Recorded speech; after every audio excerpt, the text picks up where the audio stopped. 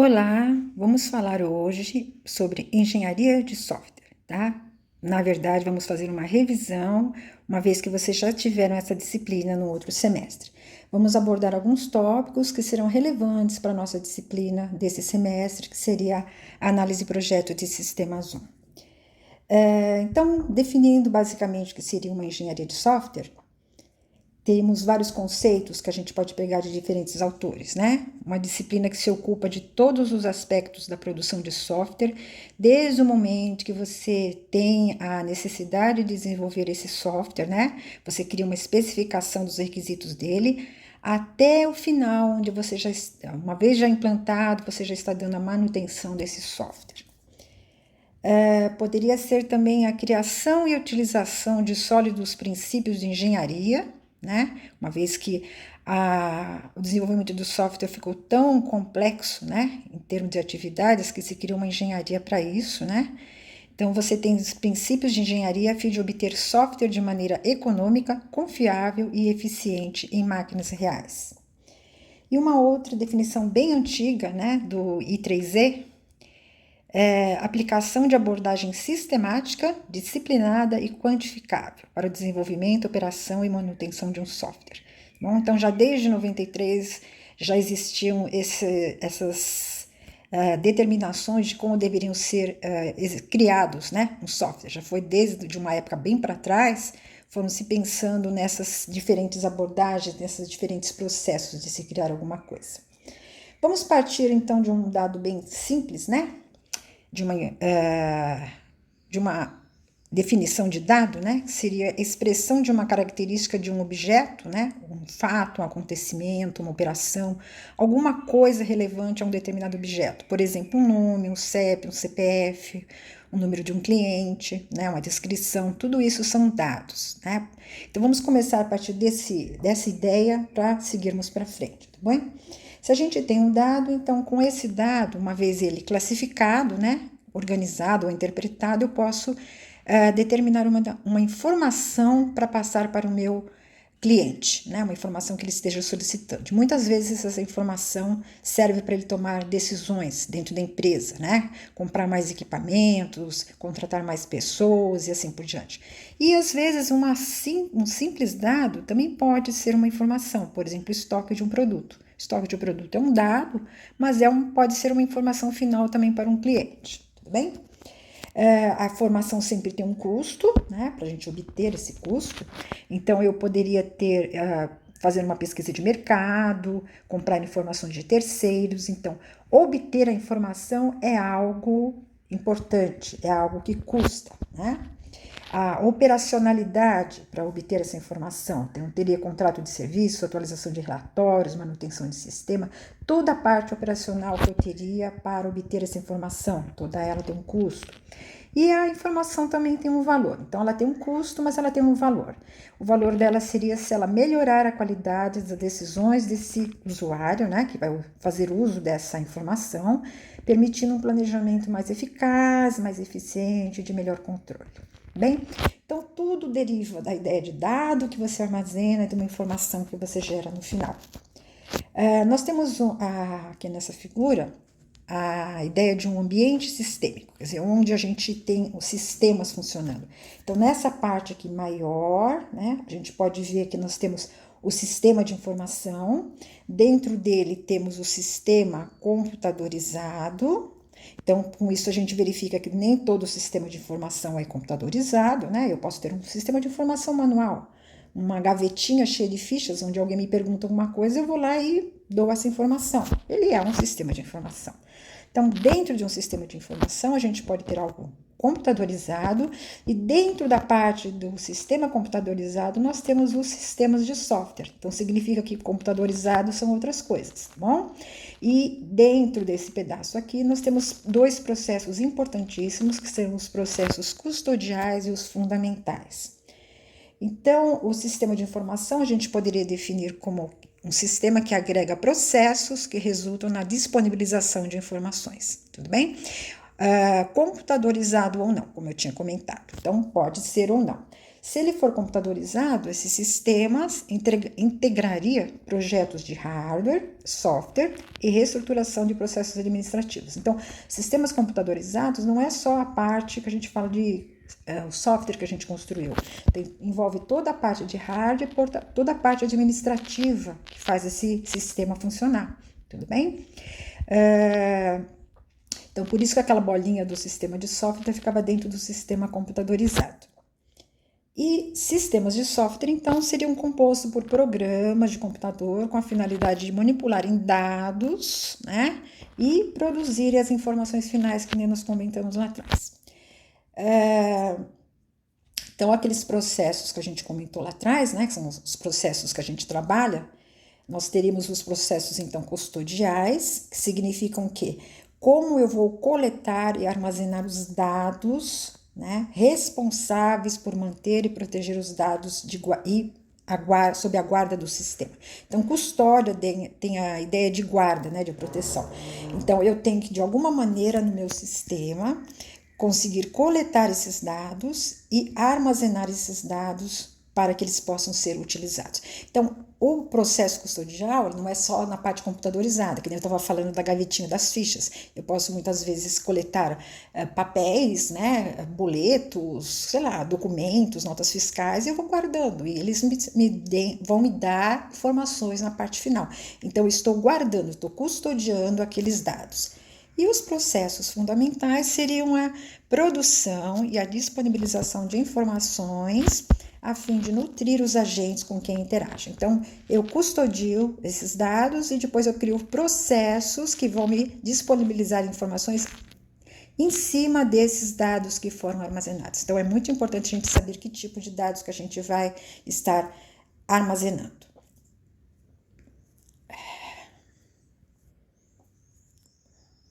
Sistemas de software também, então, a gente pode chegar à conclusão que eles custodiam dados, né, que é a ideia aqui em cima, e produzem as informações finais.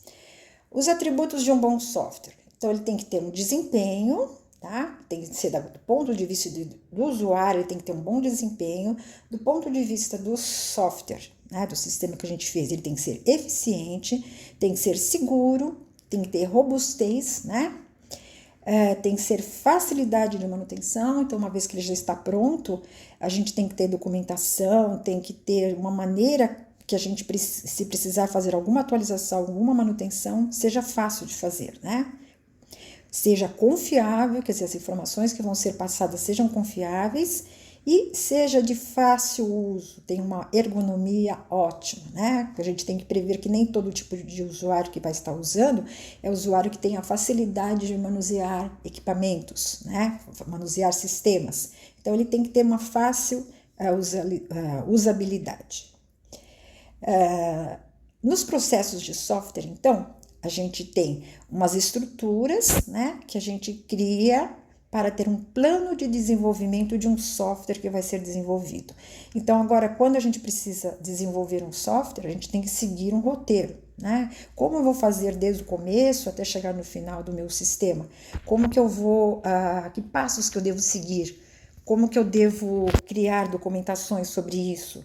Então, eu posso seguir um determinado processo de software, vou seguir uma determinada estrutura que tenha isso para mim. Então, esse processo deve contemplar atividades, que seriam da parte de especificação, tá? Então, é especificar os requisitos que o meu software vai precisar, desenvolver, né, programas, esses processos, validar todos os dados, todas essas informações que saíram, seria a parte do nosso teste, e ter condições, então, depois de fazer a manutenção desse software. Então, essas são as 4 principais atividades que qualquer um dos processos de software que a gente venha a seguir tenha que ter. Razões, então, para a gente organizar processo, a gente teria o gerenciamento da complexidade, né? Gerenciar, porque todo processo é complexo, então a gente precisa de alguém para gerenciar isso. Existir a comunicação entre os envolvidos, isso dentro da própria equipe que está desenvolvendo, como da parte dos coordenadores do desenvolvimento, dos gerentes desse desenvolvimento e até com os clientes que estarão envolvidos nisso daí. redução dos custos do desenvolvimento. Então, se a gente organizar muito bem isso daí, a ideia é que a gente reduza custos, porque a gente vai seguir planos, vai seguir roteiros, seguir a maneira como a gente vai fazer o processo desse software. Predição do comportamento futuro do sistema. Então, a ideia é que se você seguir um processo, né, bonitinho, né, dentro das características dele, você vai ter aquele teu objetivo final que você queria alcançado. Dentro dos modelos de forma de representação, então, a gente teria a ideia de ter uma representação abstrata, onde a gente descreve comportamentos específicos de um sistema. Então, para representar, né, aquele processo todo do software, do desenvolvimento, a gente vai trabalhar em cima de modelos. Tudo bem? Então, esses modelos eles têm que ter uma representação abstrata, ou seja, eu vou estar num nível bem mais alto, onde eu estou pensando só naquilo que eu estou analisando e não me preocupando com detalhes abaixo. Então, eu vou, através de alguns modelos, criar a ideia de como deve ser esse sistema, certo? Então, esses modelos eles podem ser feitos a partir de notações gráficas, como, por exemplo, diagramas de UML, ou textuais, onde eu estaria fazendo uma descrição de caso de uso, né? Estaria fazendo uma especificação. Então, de alguma maneira, eu tenho que ter modelos onde eu possa estar criando isso.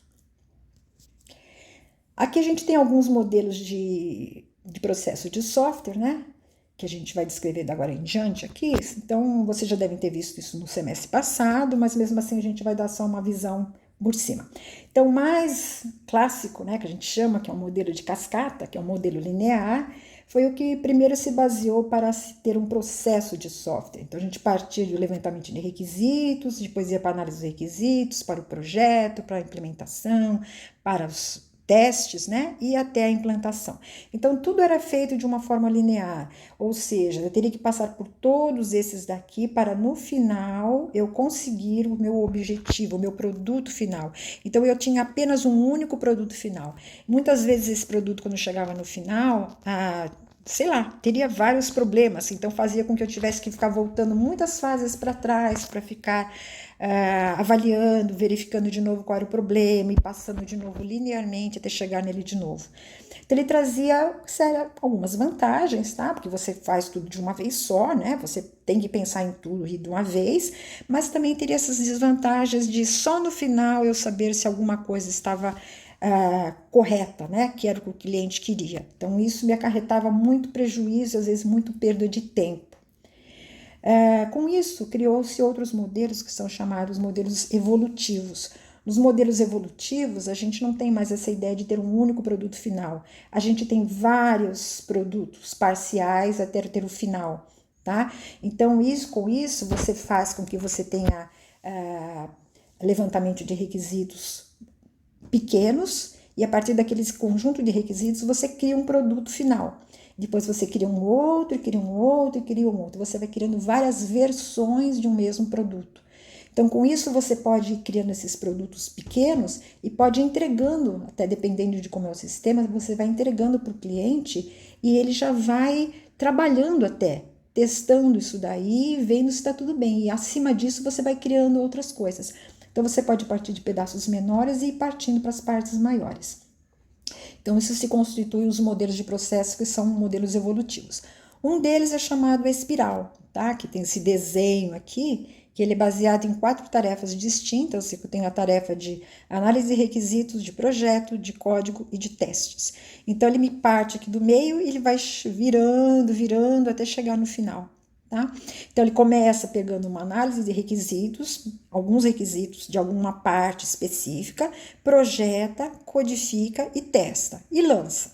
Se aquilo lá deu tudo bem, faz de novo uma outra parte de requisitos, projeta, codifica e testa. E vai indo até que ele tenha todo o produto final. Tá bom? Então, ele é chamado de espiral porque ele fica trabalhando nessas 4 tarefas. Temos um outro modelo também evolutivo, que é chamado incremental, que é a mesma ideia assim, do outro também, né? Ou seja, eu vou tendo vários produtos parciais sendo entregues, só que eu trabalho com outras fases, né? Então, eu sempre tenho uma comunicação, um planejamento, uma modelagem, uma construção e uma implantação. Então, eu tenho, ao tempo do meu projeto todo, né, eu vou criando vários, né, vou fazendo vários incrementos. Então, eu fiz o meu primeiro incremento, tenho uma entrega aqui de um núcleo do meu produto, começo de novo numa outra parte, eu vou criando assim quantas vezes forem necessárias até eu chegar no produto final, tá? Então, ele é chamado de modelo evolutivo incremental. Outro modelo é chamado de prototipagem. Ele também é um modelo que a gente chama de evolutivo. Esse modelo aqui também, a gente parte de uma parte de obtenção de requisitos junto com o cliente, aí nós fazemos um projetinho rápido em cima desses requisitos. Esse projeto rápido aqui a gente pode, a partir de ferramentas que criam protótipos, né? Eu posso criar alguns protótipos e já passar para o cliente dar uma olhada como é que vai ficar as interfaces, posso criar um pequeno conjunto de dados que vão poder ser acessados, pesquisados, e com isso o cliente já pode avaliar o protótipo. Se ele for tudo bem, né, ou tiver algum probleminha, eu faço um refinamento, construo aquele produto em cima daquele protótipo. Feito isso, eu posso fazer outra parte de novo, meter outros requisitos, construir outro protótipo, refinar, construir esse produto. E vou evoluindo também. Então, o modelo de prototipagem também é um modelo evolutivo, tá bom? Eu tenho várias visões incrementais do projeto, sempre trabalhando com o cliente. Este outro modelo aqui é o modelo chamado RAD, Rapid Application Development, é um ciclo rápido com diferentes equipes. Então, aqui eu tenho a mesma ideia de lá de trás, de ter vários produtos, né? Só que são diferentes equipes que vão trabalhar em paralelo nisso daí. Então, eu parto aqui da minha comunicação, né? De obter os requisitos. Uma vez que eu tenho isso daqui, eu pego diferentes equipes, né? Uma equipe 1 vai fazer uma modelagem com construção, equipe 2 modelagem com construção, equipe 3 modelagem com construção, até uma N modelagem com construção. Tudo isso no final eu posso ter a minha implantação final. Bem, aqui está até marcado que poderia ter alguma coisa entre 60 e 90 dias. Seriam para projetos menores, mas se forem grandes, você teria que ter várias equipes trabalhando. Depois todos esses produtos serem integrados para ter essa parte final aqui também. Desenvolvimento baseado em componentes. Isso aqui também é uma ideia bem interessante. Eu também parto da especificação dos meus requisitos, analiso o que eu tenho que fazer, né? E pesquiso para ver se eu já tenho algum componente que eu possa reutilizar. Então, eu faço reuso de classes, né? Então, eu teria essas classes que eu já desenvolvi, que eu já utilizei em outros sistemas. Eu posso ter uma biblioteca dessas classes, procurar entre essas classes para ver se eu já tenho coisas prontas e posso utilizá-las aqui. Eu vou modificar alguma coisa, né? Projeto meu sistema usando com esse reuso, desenvolvo, integro e valido o meu sistema. Tá? Então, essa é uma parte também muito interessante, onde eu posso estar, em vez de criar a roda de novo, né? Se eu já tenho a roda criada, por que não utilizá-la novamente em outros processos, apenas dando alguma modificada? Temos agora, então, falar sobre o processo unificado, que é muito interessante, né? Que se usa bastante. É um processo iterativo baseado em refinamentos e incrementos sucessivos. Então, também ele é a ideia de alguma coisa evolutiva. A cada iteração que eu fizer, um subconjunto de requisitos são projetados, implementados e testados pelos usuários. O PU, então, ele se organiza em 4 fases. Tá? Trabalho em 4 fases. Seria a fase da concepção, onde eu tenho o escopo do projeto, que ele deve ser feito, a elaboração, que seria o levantamento detalhado dos requisitos, a construção, então, enfim, né, realmente desses elementos que eu determinei, e a transição, que seria a parte de testes e implementação. Então, eu teria 4 fases, né, que a gente pode ver aqui nesse desenho, essas 4 fases.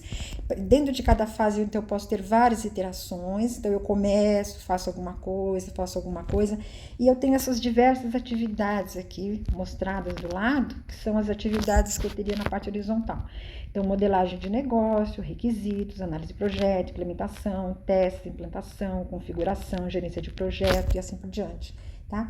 Então, dentro de cada uma dessas fases, a gente vê que cada uma das atividades, como é que ela é trabalhada mais, né? Então, por exemplo, na parte da concepção, a modelagem de negócios, ela é muito trabalhada. Então, eu posso fazer uma interação aqui em cima, onde eu vou trabalhar muito isso e os requisitos. Por exemplo, implantação, configuração, não tenho nada, porque não estou nessa fase. Quando eu estiver numa interação aqui de elaboração, ó, eu já vou estar trabalhando um pouco menos a modelagem de negócios, mas ainda requisitos, bastante análise de projeto, né? Começando a parte de implementação, testes dessa implementação, né? E aqui embaixo já vou tendo a gerência de projeto, na verdade, ela fica ao longo do tempo todinho, né? E já começa a ter um pouquinho mais a gerência aqui da parte de configuração e gerência de mudanças. Então, é assim por diante na parte de construção e da transição. Então, em cada uma eu vou fazendo quantas iterações forem necessárias dentro dessas fases até que eu tenha o meu produto final. Então, o processo unificado, no OPU, ele é bastante utilizado hoje em dia. Falar um pouquinho das metodologias ágeis também. Metodologias ágeis são abordagem de desenvolvimento baseadas em ciclos iterativos e incrementais, ou seja, a mesma ideia que eu falei lá de criar os versionamentos. Então, a gente vê que partimos lá de trás daquela bem linear, que era a cascata, né? E a gente vai verificando que ao longo do tempo os sistemas vão ficando mais complexos, as exigências dos usuários, né? Os tipos de sistemas que a gente tem que criar. Então, a gente precisa que realmente eles sejam desenvolvidos de outra forma. Então, com isso, a gente vai criando outros processos, né? E um deles foram essas metodologias ágeis, que hoje em dia são bastante utilizadas em sistemas. Então, ele também tem esses ciclos iterativos, ou seja, começo de alguma coisa, crio um produto parcial, né? E vou passando para os outros até chegar no final. Ela tem as características de ter um planejamento adaptativo, um aumento de qualidade, equipes auto-organizadas e multidisciplinares, ou seja, elas deveriam vir de várias áreas distintas, né? Temos a ideia de ter sempre uma melhoria contínua, desenvolvimento evolucionário, ou seja, eu vou entregar sempre em pedacinhos, né? E o cliente vai colaborar nas diferentes etapas. Então, essas são as características de você trabalhar dentro das metodologias ágeis. Não? Então, elas são mais focadas no que realmente tem que ser feito lá dentro. As metodologias ágeis, então, elas são baseadas em valores, né? Quando elas foram criadas, esse conceito, elas se basearam em 4 valores. Então, o primeiro deles seria que os indivíduos e suas interações são acima dos procedimentos e ferramentas. Então, quer dizer, a ideia aqui é que tem que se dar bastante valor às pessoas que estão construindo isso, que vão interagir entre si, se preocupar mais com elas, né, do que propriamente com os procedimentos e as ferramentas. Não que isso não seja importante, continuam sendo muito importante, mas as metodologias ágeis pregam que isso daqui seria mais interessante se preocupar. Outra seria que o funcionamento do software deve estar acima da documentação abrangente, quer dizer, é mais importante que o software esteja funcionando do que a documentação exista. Muitas vezes o software, se for muito bem feito, né, ele já é muito bem documentável, né, se ele for muito bem elaborado. Não que a documentação também não seja importante. A colaboração com o cliente, acima da negociação e do contrato. Então, você tem que ter uma negociação com o cliente, você tem que ter um contrato, mas a lidar com ele, né, precisar da colaboração dele para que ele dê o feedback de como está o sistema parcial é muito importante. E a capacidade de resposta a mudanças, acima de um plano pré-estabelecido. Então, você tem que estar preparado a qualquer mudança que possa aparecer durante o desenvolvimento de todo o projeto, né? Acima de qualquer plano que você tenha elaborado de início, que vai ter que ser assim assado. Então, muitas vezes vai aparecer mudanças, muitas vezes porque você está trabalhando com esses clientes e que ao longo do caminho vão mudando as suas opiniões, vão querendo mais isso, tirando aquilo. Então, você vai precisar de mudanças. Aqui eu coloquei, não vou falar de todos eles também, que é muita coisa, mas só para vocês terem, os 12 princípios do desenvolvimento ágil, tá? Então, existe um chamado Manifesto Ágil, que quando ele foi criado, né, as pessoas que trabalharam em cima dele criaram 12 princípios, que são os princípios que toda a metodologia que se considerar ágil deve seguir, né? Garantir a satisfação do cliente, entregando rápido e continuamente o software funcional, software funcional entregue frequentemente, com menor intervalo, cooperação constante entre as pessoas que entendem do negócio e desenvolvedores. Então, tem uma série de coisas aqui que, para a metodologia ser considerada ágil, ela tem que estar dentro desses princípios. Principais tipos de metodologias ágeis, a gente podia falar do Lean, tá? Que ela é voltado para pequenos projetos, por exemplo, startups. A ideia dela é procurar eliminar desperdícios, reduzindo custos e diminuindo a complexidade das tarefas. Então, são realmente para pequenos projetos. Então, foi um dos primeiros que foram criados, né? E a partir deles até outros foram criados para frente. Temos o Kanban, que é um método, né, de gestão de trabalho que auxilia na visualização das atividades através de checklists. Então, o Kanban, ele é mais uma ideia de você ter um quadro, né, onde você coloca tudo que tem que ser feito, quem está fazendo, com datas, né, de entrega, e onde você vai colocando lá, vai fazendo checklists das coisas que ainda não foram feitas, que estão sendo feitas ou que já foram feitas. Então, através desse quadro, você consegue visualizar como estão os dados do seu projeto. Serve para uma gerência poder informar o cliente como é que está o andamento e você verificar também se você está muito atrasado ou não no andamento do projeto. Outro deles é o Scrum, que você já deve ter ouvido falar, né? Esse projeto ele passa por sucessivos refinamentos, né, iteratividades com entregas de subconjuntos de funcionalidades, com vários incrementos, que é a mesma ideia do outro lá de trás, né? Então, ele trabalha com sprints, que são fases de 2 a 4 semanas para o desenvolvimento de uma etapa do trabalho para uma equipe. Então, a ideia é você começa com uma sprint, essa sprint, então, uma equipe começa determinando o que ela vai fazer e ela tem de 2 a 4 semanas para terminar. Tá? Você pode ter até todo dia no final do trabalho, essa equipe se reúne e todos os integrantes dessa equipe discutem o que fez no dia, que problemas teve, o que encontrou de importante, o que teve de problemas, e esses integrantes da equipe vão discutir e tentar chegar num acordo, tá? Muitas vezes vão ter que voltar alguma coisa para trás e assim por diante. Mas faz com que essa discussão ajude bastante no desenvolvimento. Então, terminou aquelas 4 semanas, você tem um sprint pronto, você vai lá, pega uma outra fase, essa equipe, ou às vezes tem outras equipes trabalhando e vão trabalhando assim, né, fazendo vários refinamentos e vão criando esses vários produtos parciais. Tudo bem? Então, é bastante utilizado hoje em dia. Temos o SMART também, que se baseia em 5 princípios, né? Cada letrinha aqui dá um começo de uma palavra, tá aqui em inglês, né? Specific, measurable, attainable, relevant e time relevant. Então, seria meta bem específica, uma meta mensurável, uma meta atingível, uma meta relevante e um prazo limite para a entrega dos projetos. Ou seja, esse tipo de metodologia aqui, ele se baseia nessas 5 ideias, né? Então, todo projeto que você for fazer, toda etapa que você estiver fazendo, ela tem que estar bem específica, tem que estar bem, né, medida o que realmente eu vou fazer, tem que ser realmente possível fazer, né? Tem que ser relevante para o sistema e tem que ter um prazo, né, que dê realmente para ser feito aquele pedaço. Então, é uma metodologia também muito interessante para trabalhar. E aquela Kanban lá atrás que eu comentei, muitas vezes ela é trabalhada junto com esses outros métodos aqui, né? Porque ela é aquela da parte do checklist. Então, ela ajuda bastante nisso daqui. E falamos também agora aqui do Extreme Programming, o XP, né? Esse X aqui do X do Extreme. Esse daqui também é um que está muito em moda hoje em dia, né?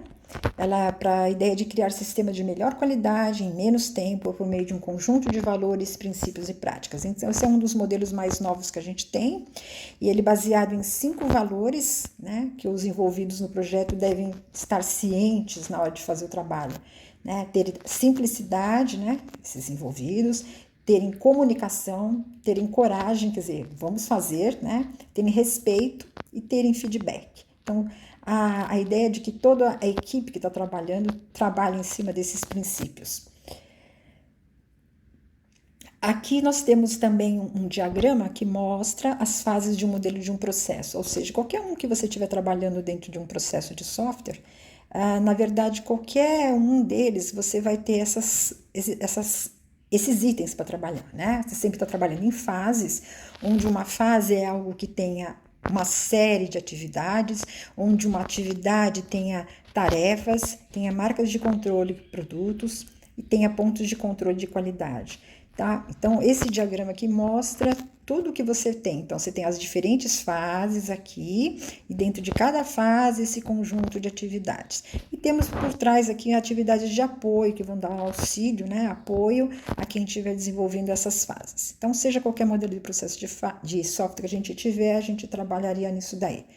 Os elementos que cada fase, então, realmente tem que se preocupar em ter falar do objetivo, né? Por que está naquela fase, qual é o objetivo daquela fase, quais as técnicas e ferramentas que vão ser utilizadas naquela fase, né? Então, diagramas, descrições textuais, o que for necessário utilizar naquela fase. Temos as atividades em si, então, que vão ser direcionadas aos integrantes da equipe, que eles vão ter que fazer, né?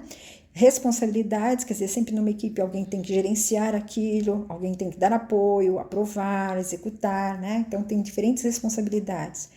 Temos os resultados, que seriam, então, os artefatos, que a gente chama de um produto final, pode ser, né?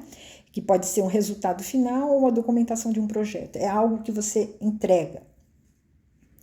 Temos os marcos. Os marcos, então, seriam eventos que toda vez que você terminar um artefato, terminar uma fase, sei lá, você vai lá e marca, né? Aconteceu isso, estou terminando, ou então você vai dando qual a porcentagem do avanço que você está trabalhando. Já está, ó, no desenvolvimento dessa fase, já estamos em 60% de avanço. Então, é muito importante também, dentro de uma fase, a gente saber o que está acontecendo. Padrões de qualidade. Então, terminei uma fase, tem um produto final, artefatos, eu devo ter alguma maneira de verificar, né? Ou a ideia até de outras equipes, sei lá, a maneira como estiver trabalhando, de poder estar checando a qualidade daquele produto, né, parcial que foi entregue. E checklist, muito importante, tá? Então, tudo que foi feito tem que ser checado, ó, isso foi terminado, isso não foi terminado, isso, por que isso não foi, isso vai passar para a próxima etapa, temos que voltar isso ou aquilo, quer dizer, temos que ter um checklist, é a parte importante também. Então, qualquer que seja o processo, esses elementos a gente acaba trabalhando. E vamos ficando por aqui, tá? Obrigada pela atenção e até uma próxima.